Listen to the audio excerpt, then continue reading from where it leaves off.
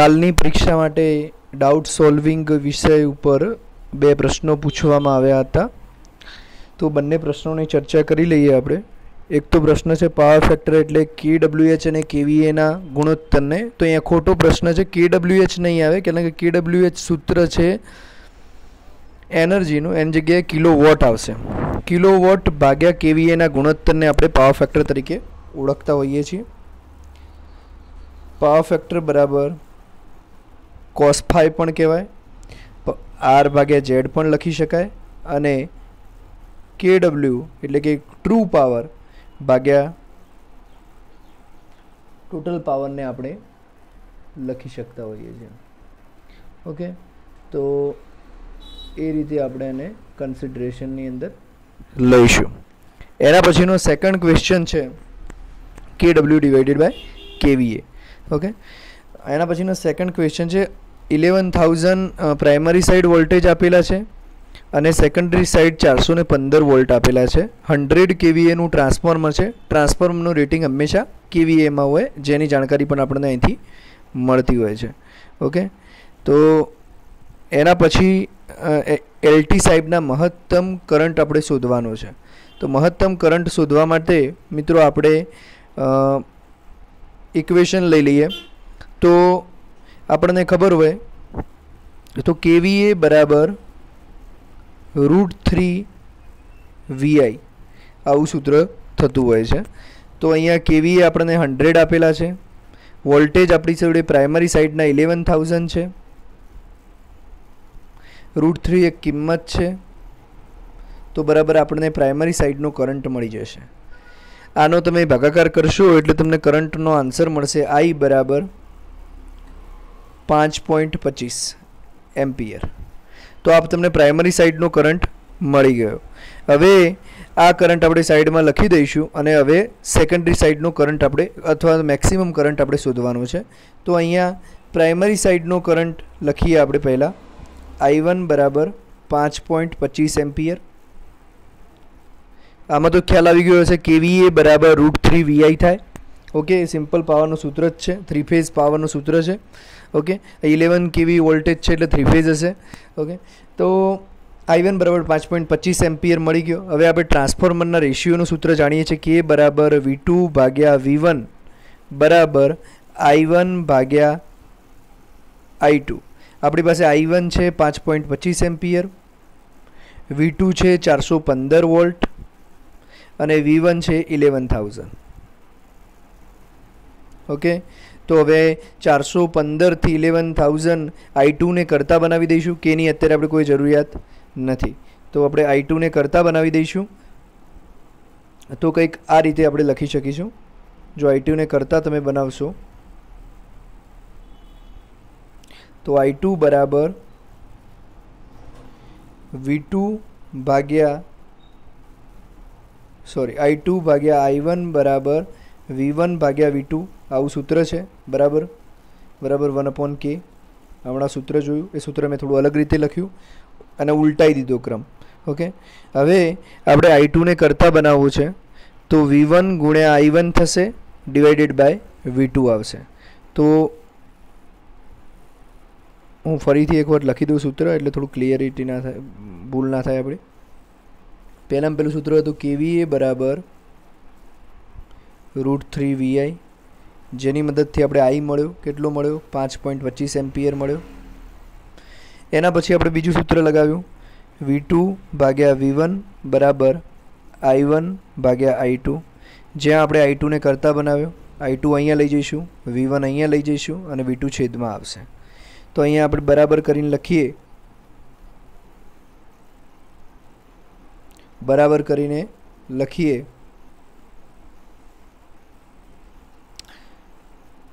તો I2 બરાબર V1 I1 divided by V2. જ્યાં V2 શું છે 415, V1 કેટલા છે 11,000 અથવા 11 kV લખીએ અને ગુણ્યા 5.25. આનો તમે ભાગાકાર કરશો એટલે 133 થી 135 વચ્ચે જવાબ આવશે. એટલે જે ઓપ્શનમાં જે નિયર બાય વેલ્યુ હોય એ તમે એમ્પિયરમાં ટીક કરી શકો છો. બરાબર. એના પછી નેક્સ્ટ ક્વેશ્ચન જોઈ લઈએ આપણે.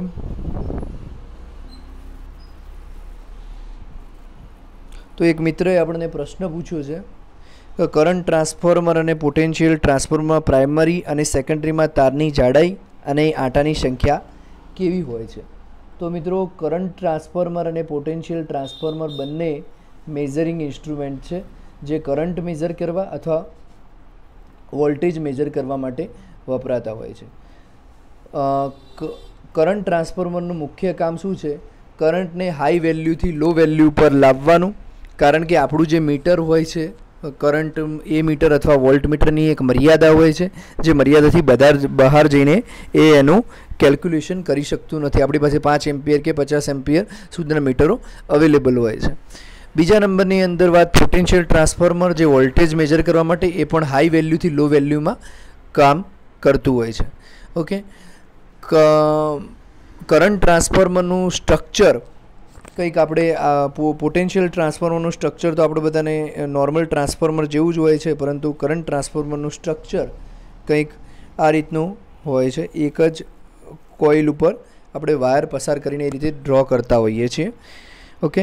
એના પછી વાત કરીએ આપણે તો કરંટ ટ્રાન્સફોર્મરની અંદર પ્રાઇમરી વાઇન્ડિંગમાં જે કરંટ ટ્રાન્સફોર્મર હોય એમાં 2 વાઇન્ડિંગ હોય, પ્રાઇમરી અને સેકન્ડરી બંને.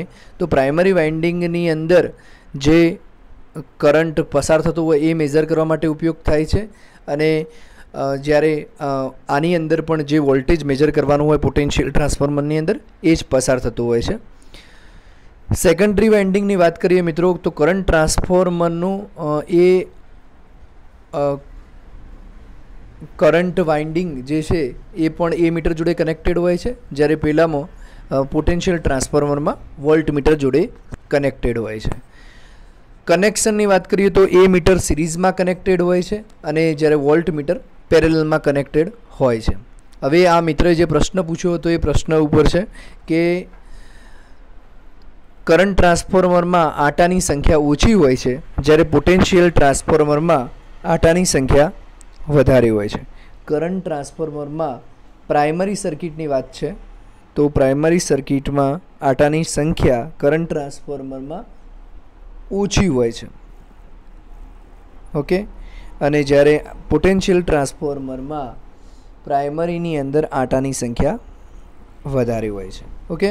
હવે સેકન્ડરીની વાત કરીએ તો સેકન્ડરીની અંદર કરંટ ટ્રાન્સફોર્મરની અંદર સંખ્યા શું હોય છે?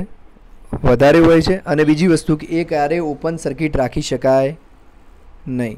ઓપન સર્કિટ રાખી શકાય નહીં. જ્યારે આની અંદર એટલે કે પીટીની અંદર સેકન્ડરીની અંદર આંટાની સંખ્યા ઓછી હોય છે. કરંટ ટ્રાન્સફોર્મરની રેન્જ 5 એમ્પિયરથી 1 એમ્પિયર સુધીની હોય છે અને પેલાની અંદર 110 વોલ્ટ સુધીની હોય છે. ટ્રાન્સફોર્મેશન રેશિયો જોઈએ તો કરંટ ટ્રાન્સફોર્મરનો હાઈ છે.